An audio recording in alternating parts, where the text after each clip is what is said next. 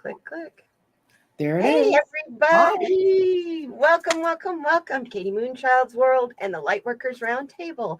Tonight, I am so excited to welcome my wonderful guest, Nancy Jean from Nancy Jean's Garden. Mm-hmm. Oh, she does wonderful things, you guys. This is our crystal lady. You want to know about rocks? Look behind her. See all that behind her? That's all her supplies. That big cabinet, yeah. That's her supplies, and I know that's not all of them. She's got Oh more. no, I've got actually in the drawers behind me. There's more crystals. I think we added it up once. Probably sitting at about $6,000 worth of rocks. I love it. One Ooh. way or another. See, that is my absolute weakness, and I live in the wrong city for that. Hi, Sin. Hi, Teresa. Oh yeah, you do that. Well, the big show that shows up in your hometown. Yeah, I got the biggest gem and mineral show in the whole world right here. The last 2 weeks of January, first 2 weeks of February, and my birthday is February 3rd. Guess what I do on my birthday every year? You go looking for rocks. I go rock hunting, and I don't have to dig in the dirt to do it. No. Like I used to when I was a kid. Hey, Wolfgirl, I'm so glad to see you here, honey. I hope you're feeling better. Teresa Levine, Jenny. Yeah, so my dear, wonderful Nancy Jean, tell me a little bit about you. What do you do? Okay, I started out reading cards when I was 12, which was a long time ago. And just last year. Yes, it seems like just last year. But then I started when I worked psychic fairs. I also had a master's in business, and I had another life that was completely separate from my psychic connections. And I would work. I would work psychic fairs and do things like that. And then I've had a bazillion different kinds of jobs. I worked in public broadcasting. I've been a film editor. I ran a daycare. I have a degree in accounting and computer science. I worked for a major corporation doing their competitive pricing, keeping everything up to date all the time. I left that job, and then I really didn't want to go to work for anybody else, because by then I'd already figured out I didn't work really well for other people. So I created a home repair company, and I ran a DIY, sort of did projects people want to do themselves, but they didn't have the time. I wallpaper, I painted, and I ended up completely redoing some houses like a contractor and managing properties for people. And my husband helped me run that. The second husband helped me run that for a while. Then I left that and became the executive director for the American Society of Interior Design for the state of Texas. And when I left that, I got wooed off to go off and run political campaigns, and I did that. So, and then when I finished running political campaigns, by then my knees which had already self-destructed, I had to decide what I was going to do when I finally got my knees replaced. And the night before I was going to the hospital to get them replaced, a friend took me out to a bar, and she said, "I want you to read my cards before you go into the hospital." And anyway, what happened out of that was the guy who owned the bar, I knew him. It's a wine bar. And he said, "When you're out of the hospital, you're going to come here and read cards." And I said, "Oh, I don't know, Rob, if I'll even be able to, blah, blah." He said, "No, you're going to be able to." And so 4.5 weeks after I had my surgery, I was at times 10 reading cards. And I did that until 2020. So I did that from the time I was 65 until I was 71. Wow. That's a good thing to know too, because I got all these cards here. I have that addiction too. And it's good to know that is definitely a fallback to support yourself. Oh, it is. And the thing is, when I was reading cards one weekend, I went to Denver, Colorado, and I went to visit a friend of mine, and I saw a crystal grid, and I'd never seen that before. I'd dealt with crystals, but I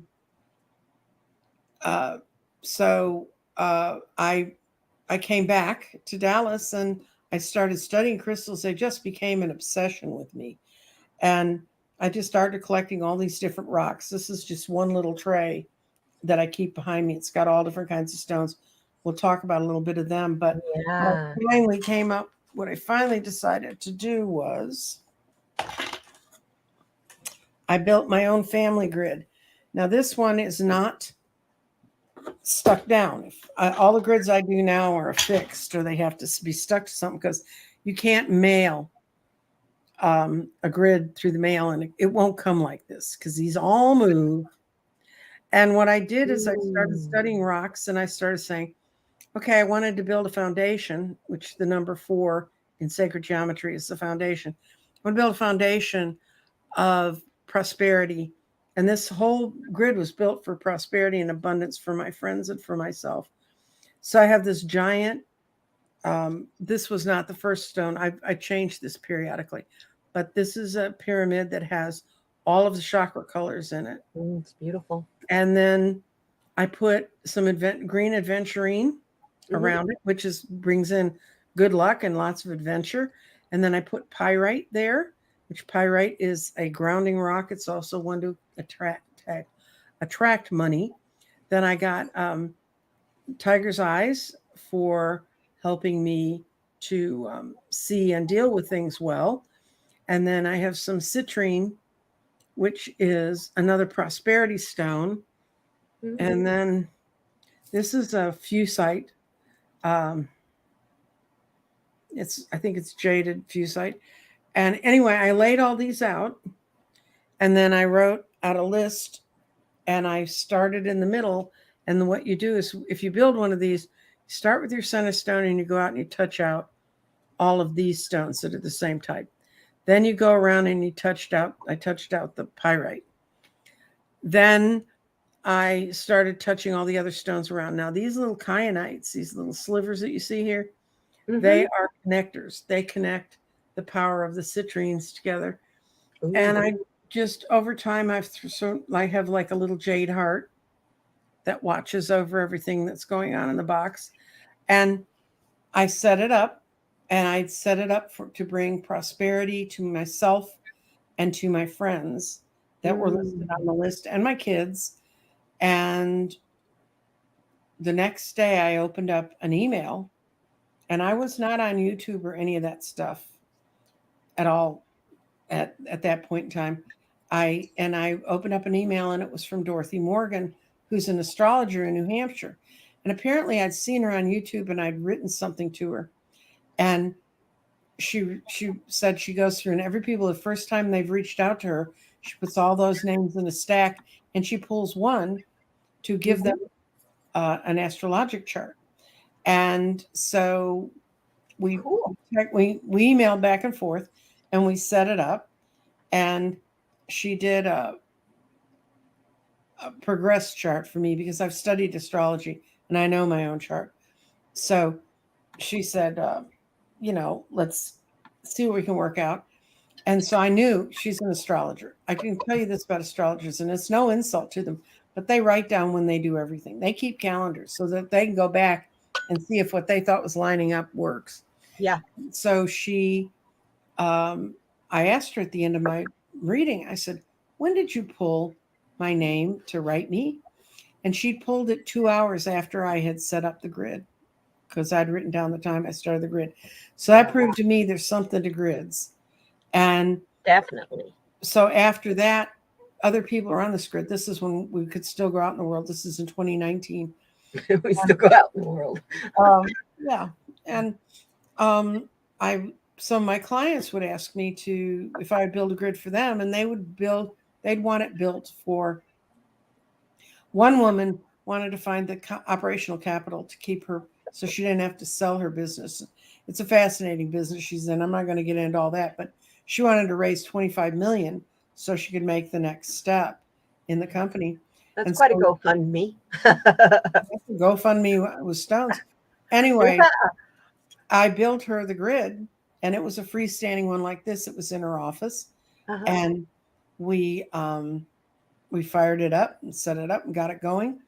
And she came in to see me a month later, and I said, well, how's it going? And she said, really well. And I said, anything about the grid? She said, oh, I don't know. But she said, something weird did happen. And I said, what? And she said, an old college friend of mine was in town, and we met up with some other friends. And it was because we went out to dinner, and I was telling him about what I was up to and that I was into this fundraising mode.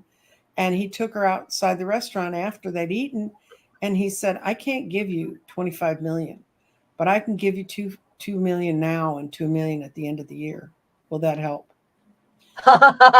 And so I said, do you think that has anything to do with having a grid hanging around doing this stuff? Might have. And she said, I don't know, but she said, I must admit, I've never had that happen to me before. And since then, she's raised $50 million, and she owns and runs the whole company on her own. She has another company. And there's just a whole lot to knowing what stones are about. And this is a book that I pulled it out because I knew we were going to be talking about this sort of stuff. At Christmas time last year, you recommended that book. And I sent it to 2 different people for Christmas, and they both adore that book. It's Crystal constantly, and one of them is Wolfgirl Oracle that's in the chat right now. It's Julia Von Doren. It's published by a place called Goldilocks. It's beautiful. It's clean. It always has stones you can find. Some books have some very esoteric stones you can't find. Yeah. And these are the ones I kind of keep around me. These 5 little guys over here that are kind of, they're the ones that go with my crystal garden. If you've never seen the Oracle garden work, come visit my channel. Oh, yes. And Tuesdays and Thursdays, I throw stones in it. And all that information is down in the description box too, by the way. And then this is probably the oldest single rock I own. That's a stromatolite. And this is from out of the ocean, and it's stacks and stacks of the very first organisms that grew on the earth. And what they grow in is they look like they're striations. Yeah. And almost like an amylite. Yeah, but this is the oldest fossil in the world. I mean, not this particular one, but those are the oldest fossils in the world. And this is one of the oldest stones that I own, and it's called green earth. You see the earth that's there on it. You see the this is what they have to find above diamond mines. Then they know that's good land that may have diamonds in it. This came from Rhodesia when it was still Rhodesia. It looks like it's a combination of malachite and citrine. It is. Well, this isn't hard enough to be malachite. It's like a malachite and citrine, but it's not as heavy as malachite, that I can tell you. This is angelite, and it's a very nice light blue stone, and it's very soft. And I made the mistake one time of putting it in a bag with another stone, and it kind of beat it up. Kind of like putting selenite in a bag with something else. You end up with a lot of little needles. And this is pink tourmaline. Oh, yeah. Which grows in volcanic shafts. Tourmaline comes in a variety of colors. Most often we see it as black. I have black tourmaline. Mm-hmm. That one, when I put it on, I feel it immediately. Oh yeah, it's a strong stone. This is my black tourmaline. Yeah, it's a pink. And it's got selenite, a couple pieces selenite in it. Cool. That's really nice. So, and it's just on a cord.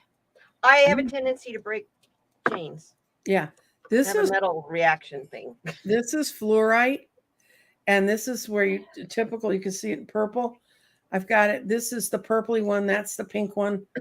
And this is the blue-green one. So it can come in any kind of colors. But this is how the stone grows. This is not cut. It grows into cubic. Yeah, it grows into cubic ones. Yeah. This is a cut one. And this is a piece of very light amethyst. Ooh. And I just realized a lot of these stones, if you keep your stones for a while, things will show up in them. And in this case, there's now an occlusion in there. It's like something broke in and broke part of it. There's a lot of shifting happening energetically.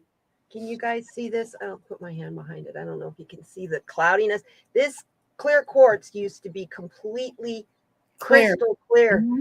See the sparkly, the stuff going on those are the there? That has just started since COVID. Mm-hmm. That's the photonic energy coming in to get us.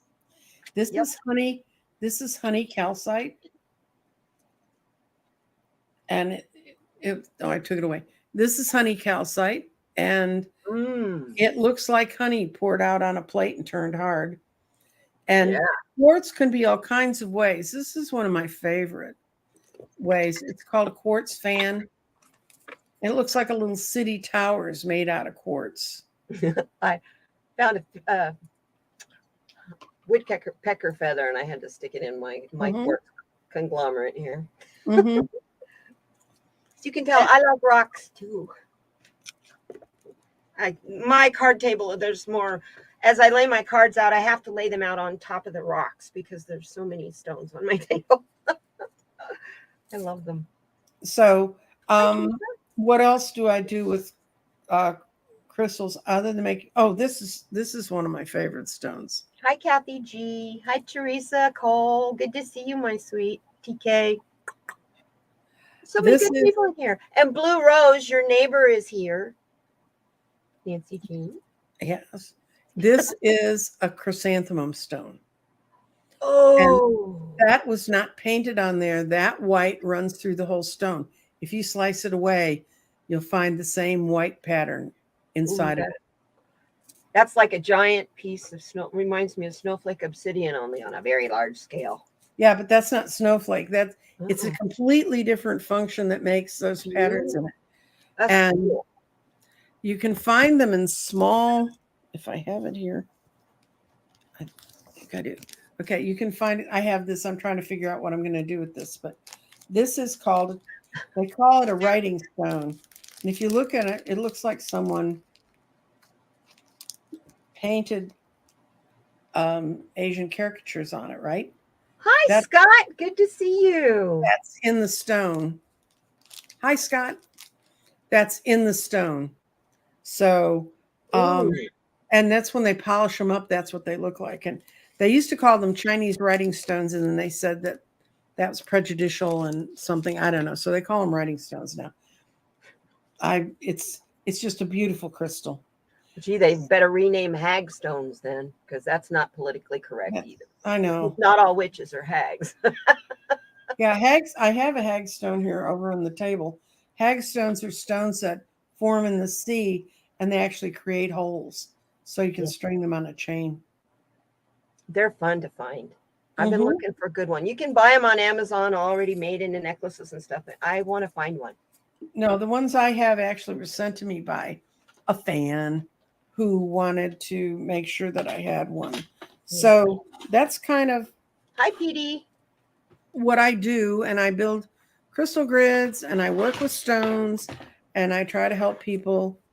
And when I do readings, I do card readings, I do intuitive readings, I do past life readings, and then I read in the garden, which is this thing here that you're looking at that's in the middle of the screen.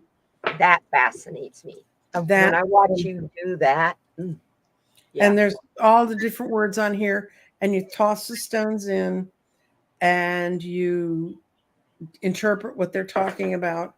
And then I also make these little gems. That's my throat chakra egg. And this is my heart chakra egg. And those are for people who have either a blockage there, or they want to strengthen it, or the heart one's for opening the heart. And and I send it with a little little book that tells you, a little page, actually it's not a whole book, it just tells you how to use it, how to form your energy into it. And it's like a little battery that sits behind you and it recharges you. So that's neat. I like that. Hi, Mama Bear. Good to see you. PD Connects. Good to see you, my friend. So that's kind of everything I build and do. And if you can go back through my somebody said, you haven't shown enough about how to build a grid. I went back and I put together a whole playlist of building grid stuff. So good. There's a lot of things in there. And a lot of building grids and understanding the stones is you have to just handle them. Somebody said to me recently, can you send me a list of stones that go together and that don't? Well, it depends on what you want them to do. Yeah. So, I know there's a woman on YouTube that talks about if you've got your stones sitting next to each other, there's certain stones you don't want to have next to each other because their energies repel or contradict each other. And I think people have seen her, and she's really strong on that. Like if you don't wear black tourmaline with, I don't know, something that's a real high energy, because that black tourmaline is going to just be pulling that energy out of it right into it. Right. It's not going to really do much for you. And I think people misunderstand that. You can go and work with it. I mean, if you're a really intense person and you have a lot of anxiety and you put a lot of Amazonite around you, that's really going to help you calm down.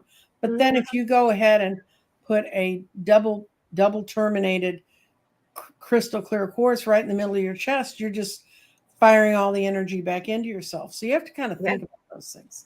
When I wake up and my mind won't slow down, this is the first thing I grab. It hangs in my bedroom window to absorb any negative energy coming through that window. Yeah, this is a really I only have one other stone that has this kind of power in it, and that's a moldavite. I cannot have the moldavite even in the same room with me to sleep because it's so powerful. But when it comes to wearing it, when I need it, what you showed, PD Connects, what you just showed, it's a tourmaline, isn't it? Yes, it's a black tourmaline. Yeah. It looks like hematite, PD, but it's not. Hematite is much colder. If you put your hands around a tourmaline, it'll get a little bit warm. Yes. And hematite is magnetic, so it will have a cold metal feel. Yeah. I have a big chunk about this long and about this far around by my front door. It hangs on a little key rack that's there at that of tourmaline, and that's to stop anything from entering the house. It's negative. I also have bagua mirrors on my doors and windows. When we first went into lockdown, this is an interesting thing. I asked Spirit, okay, Spirit, what do I need to do to be proactive with this? I was told to make elderberry syrup, elderberry astragalus syrup, drink kefir water, and take rose quartz and put it in every single window in my house so that only love could come in. So I did all of that. And so far, I'm totally haven't even had a sniffle. So I do go get my shot number 5 tomorrow. Oh, I've had all 5 of mine, and I did get Omicron. I went out finally last December when everything seemed to be calming down. And I went to a birthday party for someone, and I read cards. And the hostess didn't know it, and it was her best friend who brought it in. Her best friend never got it, but Sunday morning when her best friend woke up, she found on her computer a note from work that they'd all been exposed to COVID. So she ran off to the pharmacy and she tested positive. So she called Christy and said, I didn't mean to do this. I've had all my shots and everything, but I got it. And there were 95 people at that party. 70 of us got it. Wow. And we were not hugging up on each other or anything. I was in a room by myself. It was just, it's just, if it's your time, it's your time. Moldavite. What do you want to know about moldavite? He wants to know if it's an ADHD stone. Do you mean, does it calm ADHD or does it? It's not in the book I have in front of me. Moldavite is, first of all, it's a tektite, which means it's made in space. It's not of this earth. Right. It comes from some action that came into space. Yes. And some people say it so wires them up. Or in the case of Cash Peters, he did a whole show on how his moldavite kept his cat away from him. The cat didn't like it. Mhm. I have a beautiful pendant that has a tiny little geode that's sawed in half, and you can see it's a geode. It's Mhm. got moldavite. It's got watermelon tourmaline. It's got black tourmaline and another stone, which I can't That's remember. interesting. But they hang like a chain down. It was designed Mm. by my friend who designed this pattern, Alma. She was majored in geology. That's what she was majored in. Oh, okay.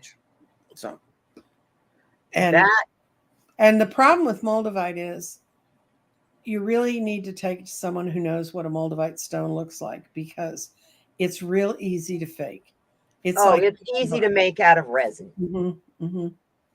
I can tell it. You put it in your hand and you can feel it.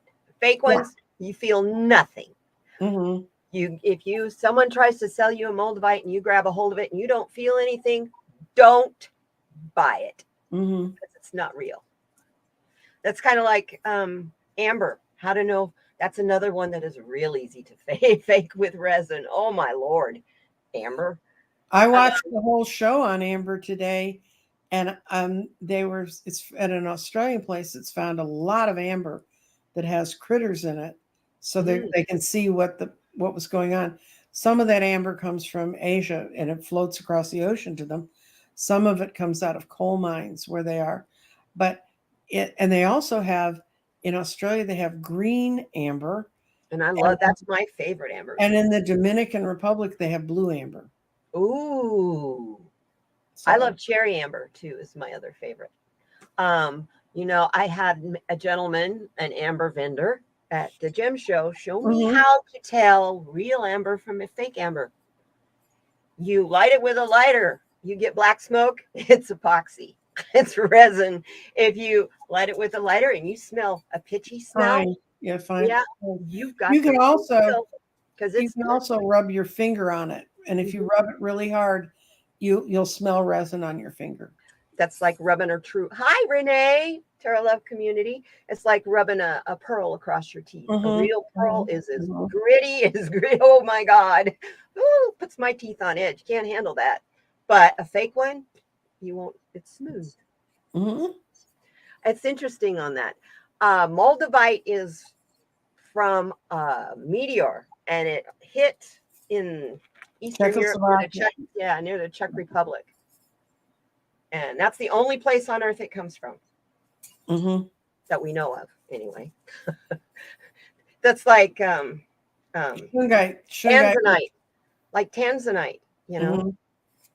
that showed up in the 1960s, and now it's because the mine is filling up with water, and it only comes from the one mine. So if you actually, at one point when I was buying my faceted gems, because that's normally what I buy. I have lots of natural ones too, but I buy lots of, because I used to make jewelry. So I have a big collection of natural gems, faceted gems, that kind of stuff. Safety deposit box, because I would be scared to live in my house if I didn't have it. That's my security. I did it because I thought, well, I'll just do that for my retirement. And then 9/11 happened, and now all the real valuable gemstones all have a serial number on them, because of the blood diamond thing that funded 9/11. It was part of the funding of 9/11. So now I can't sell mine because they don't have that code. If you have any sort of proof you bought it a long time ago, you can sell it. I do. Yeah. So let's pull. We're almost halfway through our show. Let's pull a card and see what Spirit has to tell us. I'm going to pull. Use the Earthgirl Oracle, Earthcraft Oracle. I've been suffering all week with arthritis. I think it's either arthritis, carpal tunnel syndrome, maybe both. In my shifting thumb, and I can't shuffle. I don't shuffle very well. So, yesterday I was told by Flowing, we all know Flowing, that I better go get it checked out. Quit putting it off. When my beautiful sweet chatters tell me, Go take care of yourself. I listen. Tomorrow I'm making the appointment. Very good. It'll be the first time I've seen my doctor in 3 years. Mm. And I'm a diabetic. I'm Oh, proud. dear. Oh, no, actually, I'm pretty proud of that because I lost like 90 pounds in 6 months. And now I'm just diet. I went from being insulin dependent to diet. Type 2 diet. You're type 2 Type diet. 2. Yeah, type 2. And to being diet controlled. So, yeah, there again, you can heal yourself, y'all. Pay attention to what you eat. Listen to your body. So, what did you? I pulled a card. You go first, please, my dear. You're my guest. I have a new deck. Ooh. It's from it's Radley Valentine's Sword of Light. It's a oracle deck based on on Archangel Michael. I love Radley Valentine. This is 19. I can't. It's so hard to figure it out. Oh, I know. It's on your other left. Yeah, the other side. And this is called Make a Decision. Are you choosing to prioritize yourself or another in this situation? Accept divine guidance pointing you towards your own joy. You deserve it. And it's got a beautiful red heart in there and a feather that the heart's being measured against. And his sword is the fulcrum for the balance. I love it. You got balance and I got harmony because it's a 6 card, but it's harmony through the wild winds. Mm-hmm. Let those wild winds blow around you and through you. Don't resist them. Don't be like that rock that it's going to erode you away. Go with it. Flow with it. Feel it. Let it blow your hair. Okay. That's pretty. We have a question. Yes. If someone bought an Unakite at a garage sale for 25 cents, which is a good price, depending. I mean, I don't know what size it is, but if it's a big one, that's a really good price. Yeah. What can I use it for? Should I cleanse it since it belonged to someone else? Absolutely. And I don't care whether you buy a crystal from the crystal dealer. When you bring them home, you cleanse them. And don't use water. You can use smudge. You can use sound. You can use I don't really even advise people to use light because there's so many crystals that fade in sunlight and also there are when I was talking with a guy who visited my show who has worked with crystals for a long time, he actually started a fire in his backyard. He had his big quartz crystals laid out, and it acted like a prism, and the sun hit it just right. Oh, and yeah. It hit the dry grass and burned up. Yeah. But Unakite. Unakite is a mix of stones. If it's primarily pinks, it's going to be something like the energy of a rose quartz. If it's blue and greens, that's going to be thought and caring being brought in. So to you, I don't know. I have a teal colored one that comes from Nepal. And it is crystal. I mean, it's clear. It is not. I'm used to looking at Unakite. You know, it's cloudy. And this is the most beautiful teal green glass I have ever seen. It's beautiful. Only 1% of what they mine comes out that color and that clear. So yeah, they're little ones. They're really expensive.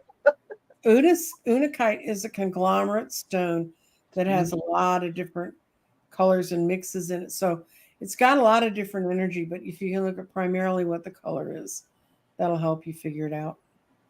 Or, as I always tell people, that's what the Google machine's for. Google Unakite.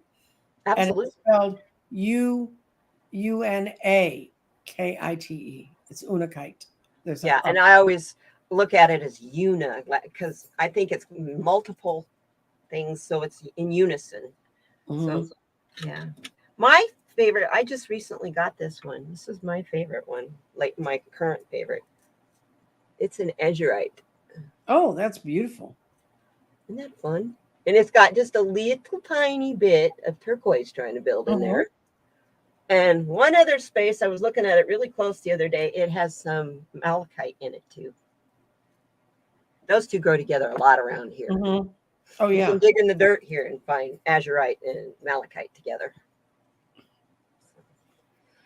So yeah, Bewitched, I am so glad to see you, girlfriend.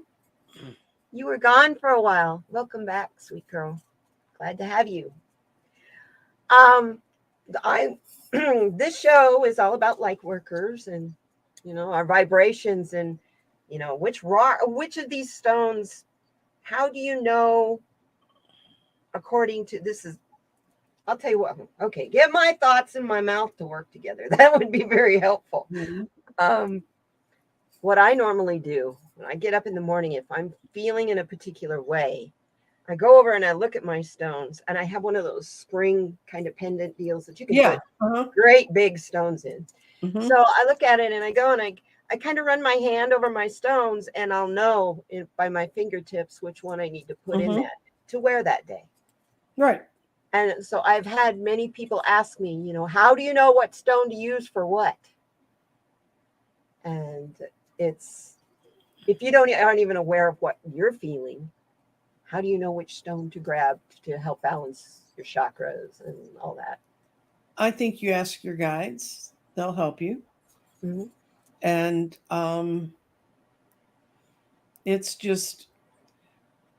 a delicate balance, because I not only use stones and crystals, but in building grids, I rely a lot on this book, which I think is marvelous. That's a terrific book.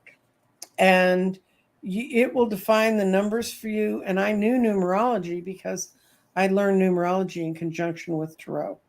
And when I used to teach tarot, the first thing I taught people were how to deal with 1 through 9. Yes. And I would teach them how to figure out their own life path and their own soul and their own inner self and their outer self, and how to work with those numbers. And what you do is, when you do that with people, the first class they come to, of course, the whole next week, they're sitting around doing all their family members and their friends and their, you know, all these acquaintances they've had. So by the time they come back to work with the cards, they've got those numbers down. Yeah. And so that does about, 3/4 of the deck. And then, because you just marry it to the symbol that's in it. Blue Rose says she's a 9. I'm a 1. And every time I try to ignore it, I always end up being the leader anyway. I know. I'm a 3. I'm just the talker that puts people together in the same place. You're like I am. My friends call me Chatty Katie after the doll. That was my favorite doll when I was a little girl too. Chatty Cathy.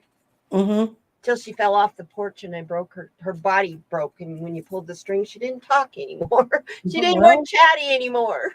They're not supposed to be thrown around, No, and they're not. Well, she was sleeping on the porch banister, sound asleep, and she just rolled right off. That was at the Grand Canyon. Wow, I think I was 5, maybe. That was a cobweb memory. So anyway, I would like to recite the Lightworker's Pledge. Okay. It kind of sets us in the mood for the week for any kind of grounding. It's very grounding. So I have a little, let me put it up here. I have an overlay, so it makes it easy for everybody to see. And here we go. I declare a pledge to love. I will act based on judgments from the heart. I will act not based on judgments of fear or lack. I will act not controlled by self-interest, commercial, or political agendas. I will act attempting to reduce conflict and division. I will act to promote cooperation. I will act to promote consensus. I will act to promote peace. I will act recognizing the quality of all human beings. I will act to pursue a picture of collective truth rather than personal truth.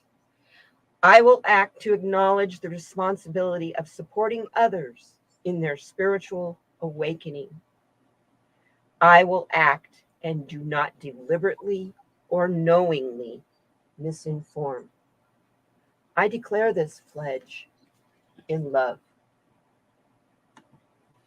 It's very nice. Thank you. Actually found that on the internet. I am a writer, but I didn't write that. It was just too pretty. It was prettier than anything I could write. So it was like, yeah. Well, if it says what you wanted to say, then that's It what did. I actually am designing my own deck of cards, and at first I put it in a card, and then it was just too small. It was like, that's too much to put on the face of a card. Yes, so, everyone will be running in getting new bifocals. Yeah, I have the cat tarot deck, and you try to look at the book in that. You do need a magnifying glass. It is so little, so teeny meeny. So it's a good thing I don't use the book, huh? Yep. So yeah, the part in there where it talks about us supporting others in their spiritual awakening, do you find that is something that your people are starting to come to you because they're noticing that what they knew before as a quote, religion or a spiritual way no longer serves them anymore? Actually, that started in 2017. I started noticing people shifting when I was doing table readings. Every once in a while, I'd run into the set of cards that showed me this person's very psychic. And all of a sudden, it wasn't just every once in a while. It was every day I was out reading, and I was realizing people were awakening. And I had people coming to me and saying, that's how I started teaching tarot years ago, was, could you teach me how to do what you do? And so I invented my own curriculum, and I'd never been formally trained. I just had to look at what I did and figure out how to make it sensible. And I had people who would come to me, and you get to know some of your clients really well. I had a client he's a brilliant young man, but he was his mother's only child. And he was the only child of her 5 sisters. I mean, he was the only one that was born into them. So, oh boy. So he was trying to grow up and go away. And they were pulling him back with all kinds of family trauma. And I was talking to him, and he said, I just don't want to go home. At one point, he'd moved across the country so he wouldn't get drawn into all of their family drama all the time. He said, I can't escape it. And I said, yes, you can. And he said, why? I said, because and I found a quartz stone. It was probably about this size. You can see it down here. It's a little bitty one. Something he could fit in his pocket. And I said, we're going to program this stone to remind you that you are self-sufficient, something like that, standing on your own person, and that this stone's going to be there to help you block them from pulling you in emotionally. And so he went off for a long Thanksgiving holiday. And when he came back, I said, how'd it go? And he went, I couldn't believe it. He said, I kept it in my pocket all the time. And whenever they would try to draw me there, I'd wrap my hand around it and I'd think in my mind, not now. And it would go away. It didn't even start. And so by the end of the time, his mother was kind of looking at him funny, like, what are you doing? And he just said, he actually finally at one point had the guts to tell his mother, I think you women who are a generation ahead of me all ought to be able to work out your own problems on your own now. And he said if there was ever anything he could do to fix their lives, he'd do it. But they just drew him in for the fun of seeing who had control of it. So who they could manipulate. Right.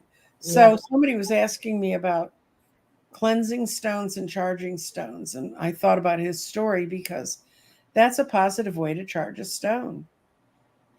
I used to make little 3 stone bags you could carry with you. And at Crystal Cash, you can see it's been a while since I did this. It's Crystal Cash and one about love and one to make things go away. And I just found 3 stones that I felt met those patterns, and I gave them a little teeny tiny fluorite to put in the middle, and they could either make a little 3-stone grid at home, or they could carry it with them. And a lot of people told me they thought those were very effective. So I think there's a whole lot to. That's like a little mini medicine bag. Yeah.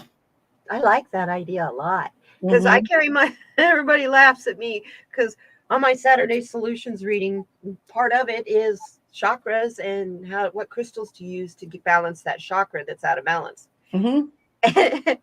And so I'll be like showing my crystals. Like, I'm really one of the few lucky people who actually have raw turquoise. Yes. That's real hard to get, y'all. Raw turquoise with the matrix and all that in it, because it's against the law for anyone but Native Americans to pick that up off the ground in the copper mines here. Or at least in Arizona, it's against the law. Because they're the ones that's sacred. The turquoise is sacred to them. That's why they make so much turquoise jewelry. It's not because it's a pretty rock that's everywhere. It's very, very sacred. So, yeah, I have a tendency to I'll tell people. So if you don't, they want to know, well, where do you put it? I'll put it in your pocket, or don't put it in your pocketbook, because your pocketbook isn't on you. So it's near you, you're going to get some of that energy, but it's not the same. So I stick it in my bra. I wear them in my bra. Yeah, I know a lot of people who do that.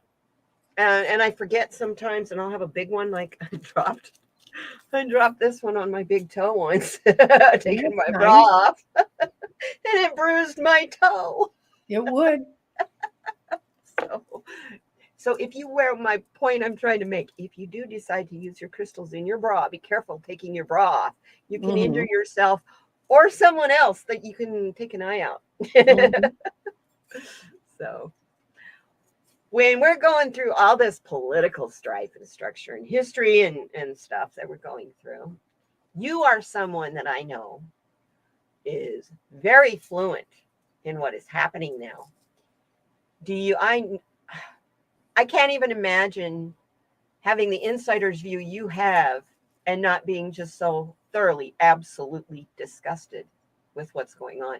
What do you do to keep from falling down that rabbit hole of disgust? You look for the people who are doing it right, and you focus on them. Same thing as anything else in your life. You look for the, right now, the woman who's running against the incumbent Republican governor of Oklahoma. She just ripped him a new one in a debate last night. And she was a Republican. And she decided she couldn't be that anymore. And she became a Democrat to run for that office.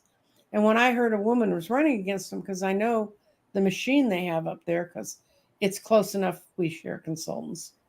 I thought, who is she? And after I saw a couple of her debate performances and have heard some of her stuff, she's brilliant. She's telling them what they need to know. And the biggest problem the Democratic Party has is the National Party won't take on certain issues. And among them is that they let the Republicans have the thing on law and order and crime. Crime is much worse in red states. I live in a red state where it's much worse. I do too.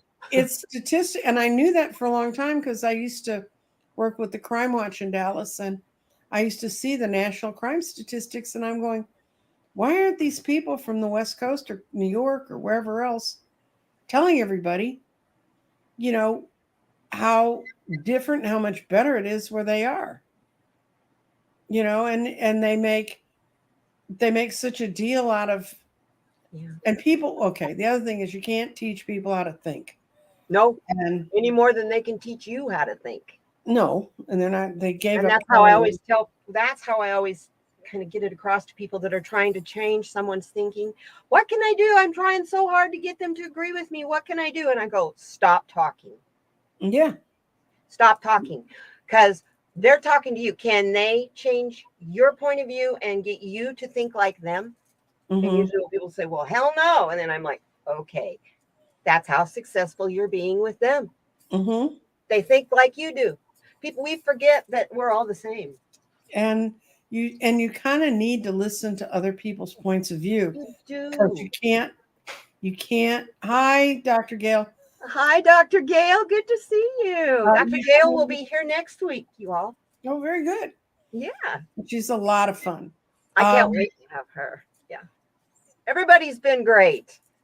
So much fun. What you need to do is have the strongest argument you can have for your side. Present it as rationally as you can, and try to avoid getting drawn into nonsensical cat fights that are meaningless, which happens Yes. sometimes in city. I ran close-in races, city councils, school boards, that sort of stuff. I ran Obama's field program, but that's just because I was a good person on ground and field, and he loved that. And Obama really rebrought that back in to larger campaigning, because when you're running a small campaign in a small in a small part of a town, I know. I met Sheldon Whitehouse once before he was a senator. He was coming down and he was collecting money for running us for the Senate in Rhode Island. And I ended up sitting next to him. And I had run campaigns that had walked 350,000 doors. And he kind of looked at me and goes, "Really?" And he had walked the whole state of Rhode Island. But he said, that's, how can you handle this? And I pointed out to him that if you started in far east Dallas, in Dallas County, and drove straight across to far west Tarrant County, which is Fort Worth, just a straight line across, you've driven the long length of Connecticut. People have no idea about space and time like we have it here. Arizona's the same way. You get out in the Wild West and it's a different thing. Yeah, so, people will ask me, well, how far is it to Phoenix? And I'll tell them, well, it's about 90 miles, 91 miles. No, how far is it to Phoenix? Oh, you want to know how long does it take to drive to Phoenix? Okay, 2 hours. Yeah. And that's, we think and on the East Coast, my business partner one time was over in Massachusetts running it was an issues, she was running for governor, but she was running it to point out her issues. And she was in a primary. And he kept looking at the map thinking, oh, I have this far to drive, thinking in terms of a Texas map. And he was 5 cities beyond where he needed to be before he realized he had to turn around. He'd gone too far. Yeah, they just started having GPSs in cars. And I said, you're buying one. We're spending way too much money on gas. But so everybody's geography is different. And that's the other thing. Yeah. Talk to people that are near you and talk to them about things you know. One good instance, I was talking yesterday. We were talking about daylight savings time. And Congress is trying to do away with it across the board permanently for everybody. I can tell you, when I lived in Oregon back when Jimmy Carter was president, we tried that. We didn't do daylight savings time. I was standing at the bus stop at 8:30 in the morning and it was pitch black. Totally scary, dangerous for children to be out waiting for the bus. So I think that daylight savings time should be based more, instead of on time zones, it needs to be based more on latitude. Because it makes no sense here. There's not that much difference between winter and summer daylight here. I can tell you, as a woman who ran a daycare center, daylight savings is the devil's work. You try to explain to a small child that everything's moved an hour. So yeah, you're hungry now, but guess what? It's not that time anymore. It's not lunchtime yet. Yeah, I mean, and those kids would be cranked out and wired up for a month. Yeah, it's awful. I worked in a daycare center, but I worked in a daycare center here in Arizona. We don't observe daylight savings time. We never have. You don't have changes of time. No, but you know what happens? Because everybody else has their change of time. I have to change time zones. I go from Pacific to Mountain. Yeah. But my time doesn't change. That's crazy. It's loony. But yeah, I forgot the point I was getting to. It's different. we all think differently according to our perspectives of how we've grown up, how we were raised. That has to do with geography and culture and so many things, that's why you can never get another person to actually think like you, because they can't see through your eyes and through your experiences. They weren't created to be that way. That's Yeah, why, well, unless you can find someone who has your same astrologic chart. exactly identical. Good luck. Mm-hmm. Good luck on that one. So yeah, I'm reading the chat here. Before daylight savings times, it's dark until 7 a.m. for her. Yeah, she's in Milwaukee. Wolfgirl Oracle. If we don't have daylight savings time, we would be dark at 8:30 in the morning in December. That's what it was like when I was in school in Oregon. Luckily I was in high school, so it wasn't that scary of a thing. But for the little tiny kids waiting for the bus, most parents just gave up. They either took their kids to the bus or they drove their kids to school. Mm-hmm. So that made it really hectic for parents getting to work on time. Right. It was just a nightmare. And it was also that Las Vegas could keep their lights on. Because that's the main thing I remembered about it was we all had to go watch how, don't leave lights on in rooms that you weren't in. You had to watch your water. It was really strict during that time. And all I remember was, why do I have to turn my light out in my bedroom when I walk out so that they can have those neon lights flashing all night long in Las Vegas? That doesn't make any sense to me. My parents lived in Las Vegas for a while. After they retired, they lived in Hawaii, and then they moved back and moved to Las Vegas, which seemed extreme to me at the time. But why don't we've got about 4 minutes left. Why don't I read a general reading for everybody in the garden? I love that. Yeah, I want everybody to see how your garden works, and by the way, can they purchase those from you? Oh yes, they can go to my website, www.crystaldirections.com. They can find the eggs, they can find the gardens, they can find the grids, and there's a slideshow of 130 of my grids, so you can see the variety of things that are in them. Oh, wonderful.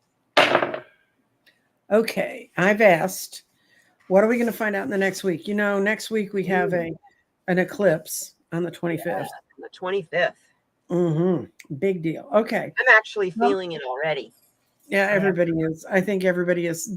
What's on here this is fire, water, air, and earth. And I took the more shamanic definitions for those and how to interpret them. Then around this part goes go for it, true, future, present, path forward, false, restate, and past. Those are all elements of how we think. And then you have the root chakra, the sacral chakra, the solar plexus, the heart chakra, the throat chakra, the third eye chakra, the crown chakra, and then the tree of life. Mm-hmm. And the way this came to me, I was just shown that this had to exist, and I had to figure out a way to make it work. And it's been a very interesting thing. Now, the crystals I use, there are 5. There's body, mind, spirit, grounding or values, and clarity. And so what I do is any space that a stone touches, I have to read it.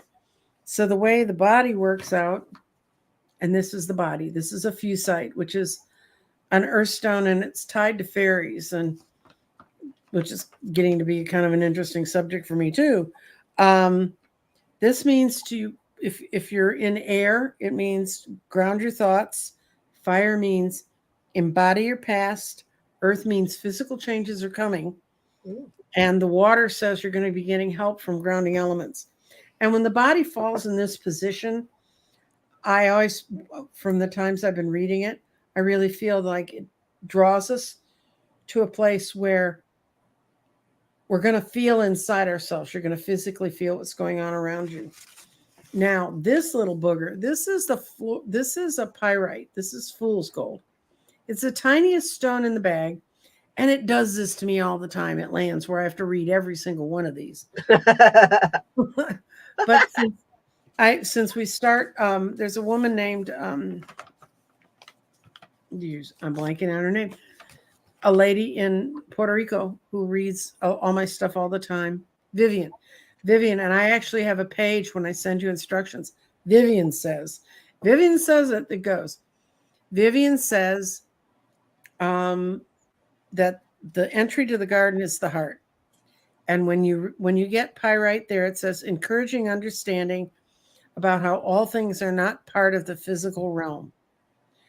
And the solar plexus, Wow. it says burn out self-doubt because that only blocks your power. Restate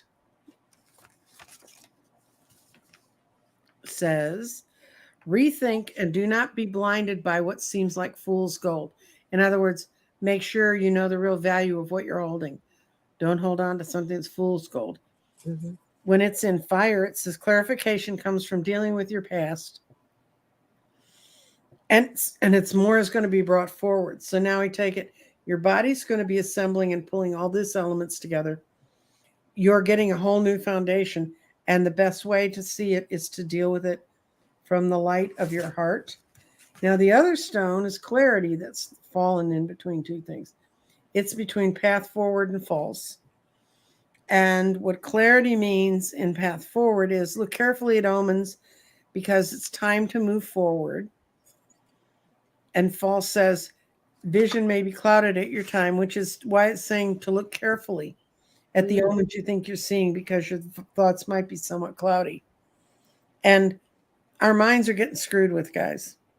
In false right now, our minds are if we deal with things, we don't go to our heart first, we're going to be very misled by what the actions we take in the very near future. Now, the last stone, that's important to know. And the last stone in the coming weeks is spirit in the third eye. And this is so cool because all these things, you're clouded, you're not seeing it right. It says spirit helps you see vision. You can even see around the corners. So your vision is, your spirit's telling you, if you tie on to your vision, you'll be able to see what's coming up that's going to be truth. What I see in all of these stones put together, it's just going to be a whole lot of revelations. They're going to help us draw ourselves back into a more pure state. Don't accept everything as face value when you first see it. There's going to be a whole lot of lies going on. Yeah. But we have the power to see around the corner.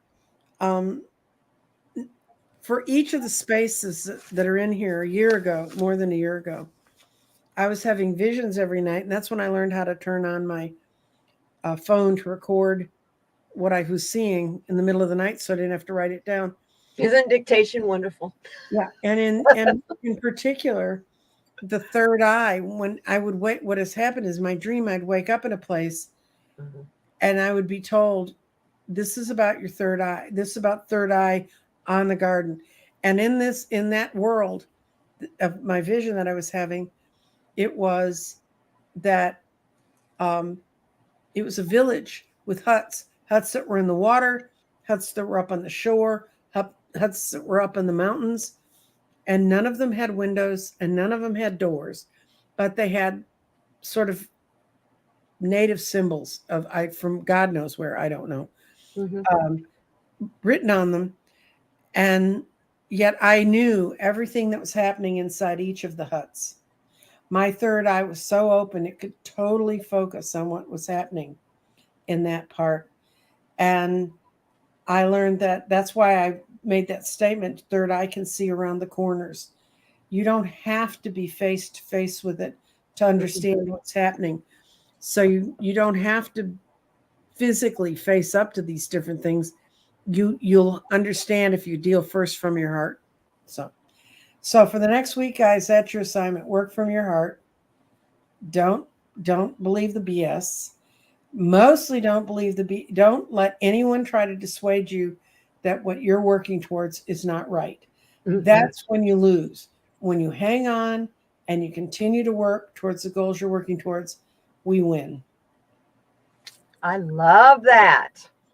And that's a reading in the garden, guys. And the garden can answer anything but political questions. So you noticed no politics came out of this. The garden, and I was reading with Sheila. That's my kind of reader. And Sheila said, oh, let's try to ask a political question. and we were trying to ask about the orange one. And every time we did, this stone, which is a very flat stone and doesn't roll easily, it would roll off the board, which means this is a mindless question. So, wow, that's just interesting. saying. See, I just started on my channel. I just started opening up to read. I will now read on current events and politics.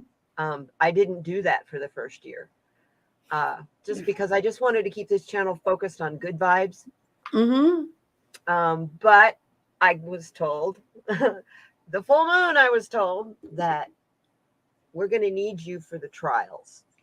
I need you to read on politics. We're going to need you for the trials.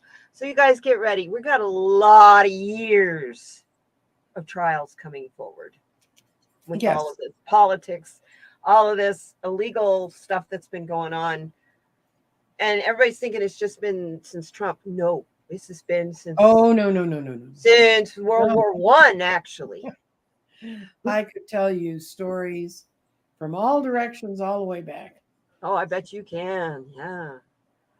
And well, I know just from what I've watched, what I've seen in my lifetime. I mean, the first president I voted for was Jimmy Carter. So that ought to tell you how many elections I've been involved in. And I was the kid that during the Vietnam War, we ate on TV trays in front of the black and white TV because we couldn't miss Walter Cronkite. So I'm watching. And in those days, the stuff on the Vietnam War, they didn't hide shit from you. You saw those injured boys. Not until Uncle Walter came back and said, you're going to look at them. Or not, and only when Life magazine printed the picture of every soldier that had been lost that year. That's when people began to understand. And one person who was very close to me died in that year. So he's in that issue. My first cousin was a paratrooper, and he's on the wall. His name is on the wall in Washington. Yeah, that's Tommy was a paratrooper. So anyway, guys, let's not get backwards like that. No, we learned from that, and we moved on, and we sort of avoided being not lied into war again. But if you want to visit me, tomorrow I'm going to be on Sheila's channel, and I'm not sure when yet because we taped it this morning, and we will be talking about the different websites I can direct people to help them empower themselves with knowledge to learn how to vote. And this weekend I'm doing a garden. I have the only thing on my channel that you can join is if you get a garden, you can join it's a few bucks a month. And twice a month, we have garden parties. And everybody sets out their gardens and we all compare readings and stories. And it's fascinating when you're how fun. When you're spread across the country and if somebody asks a question and 5 of you get the same stone in the same space, you kind of start to pay attention. That's cool. Oh, that sounds like so much fun. It is fun. And then I do that on Saturday, and Sunday I'm on with Scott, who I hope is still here. That I never miss. Yes.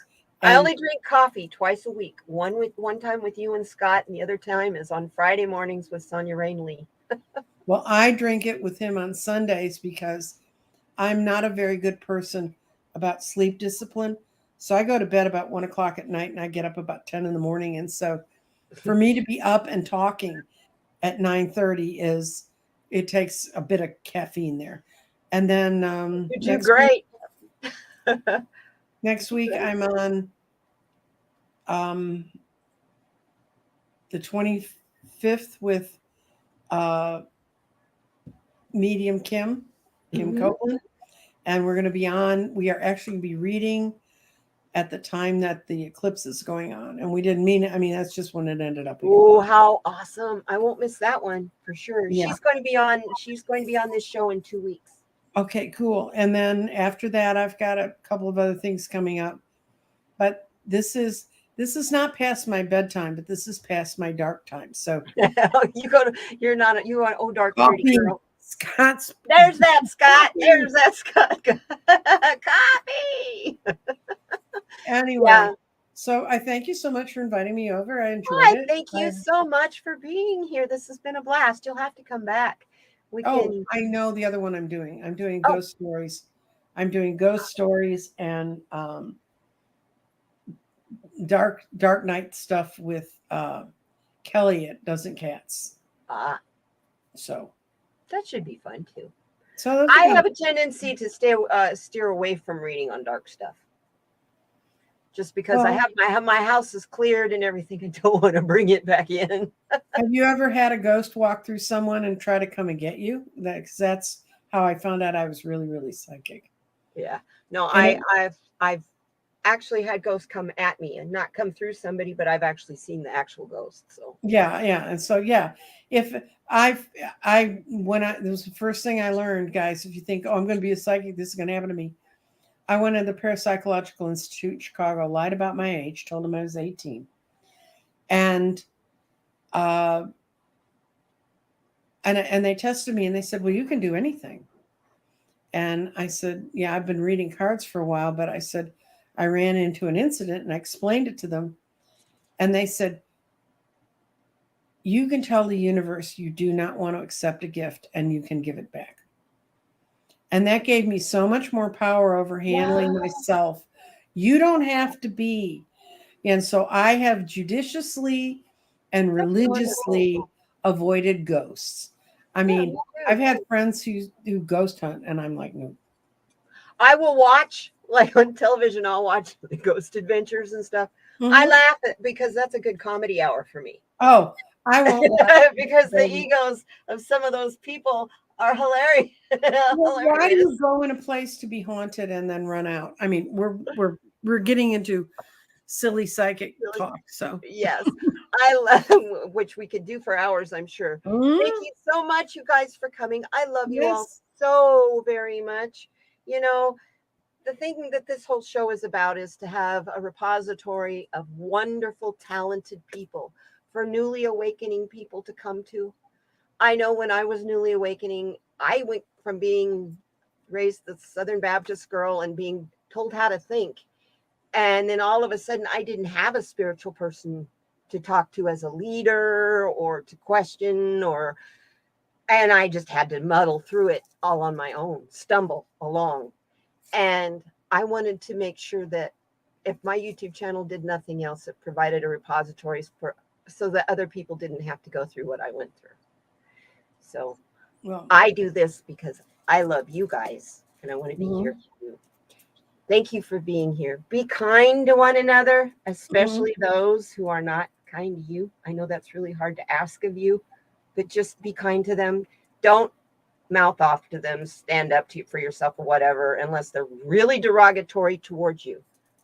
Just kind of talk to the hand and walk away. It's a lot easier. And be kind to yourself. We need you. You need you. So be kind to yourself. Okay. Love you guys. We'll Bye-bye. see you next week with Dr. Gail. Bye-bye.